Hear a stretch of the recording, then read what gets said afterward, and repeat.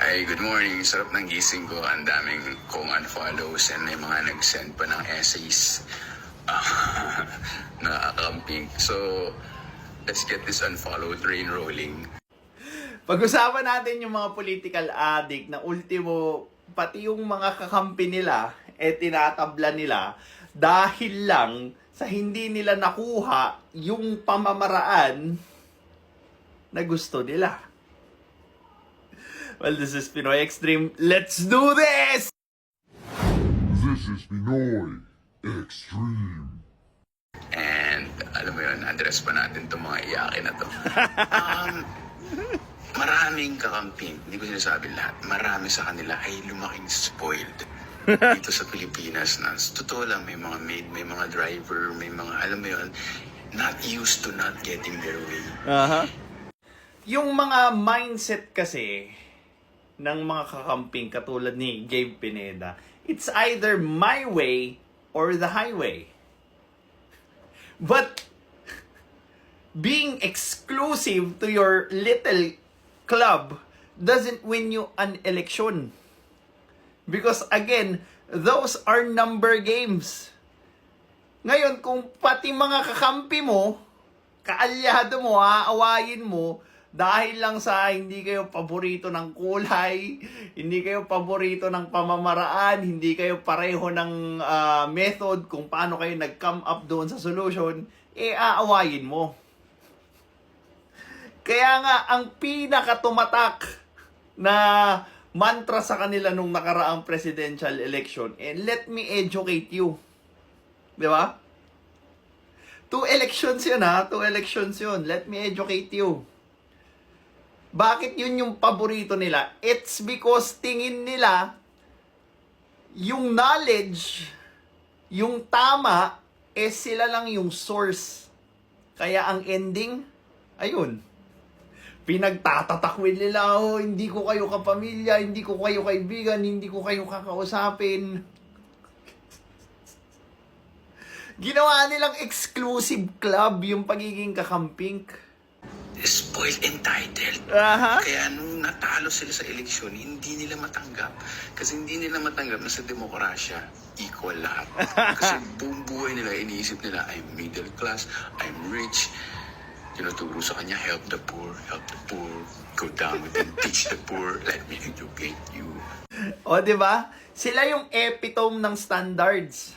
Ito dapat yung tama, ito dapat yung gawin mo, ito dapat yung sabihin mo, and most importantly, ito dapat yung iboto mo. Anything short of that would be stupid, bobo, tanga, inutil, kung ano-ano pang masasakit na salita na binibitawan ng mga kakampiks ng mga siraulo din. Tapos, nung natalo sila, hindi nila matanggap na sa demokrasya, yung mga tinatawag nilang bobotante, isa lang din yung vote. Their whole life, feeling nila, they're worth 2 people, 3 people.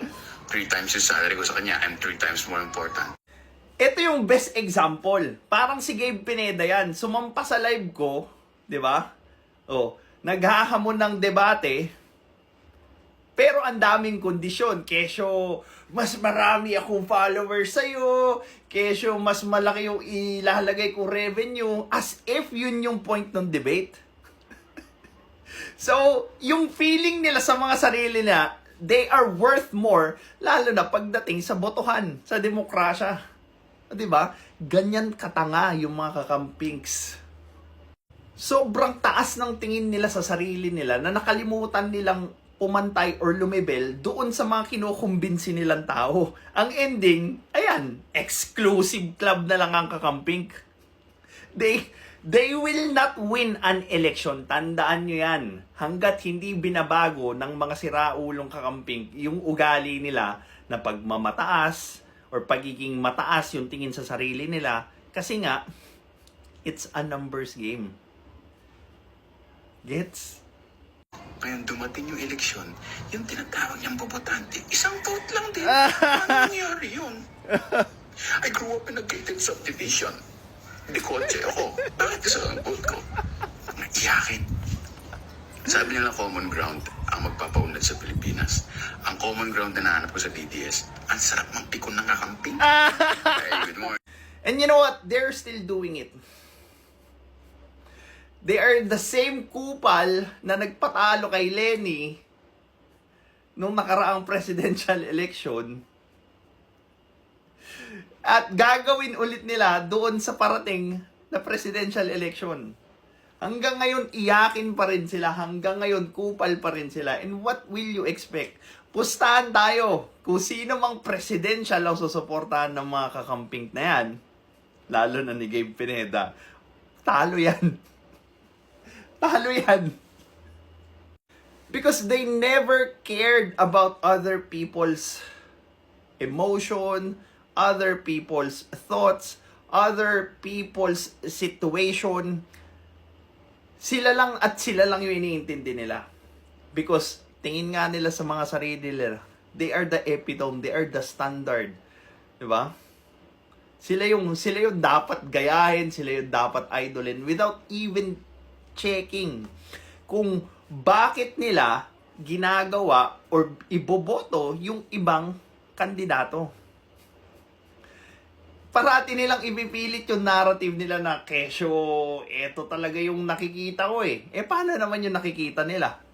O, di ba? Kaya hindi kayo maka-reach out dun sa ibang tao. Kasi nga, again, ginawa nyong high and mighty yung mga sarili nyo. Ginawa nyong exclusive club yung pagiging kakamping. Kaya ang ending, you feel good. No doubt about it. You feel good about yourself because you think you are doing what is right. But would it win an election? Of course, no. Well, this is Pinoy Extreme. Have a good day.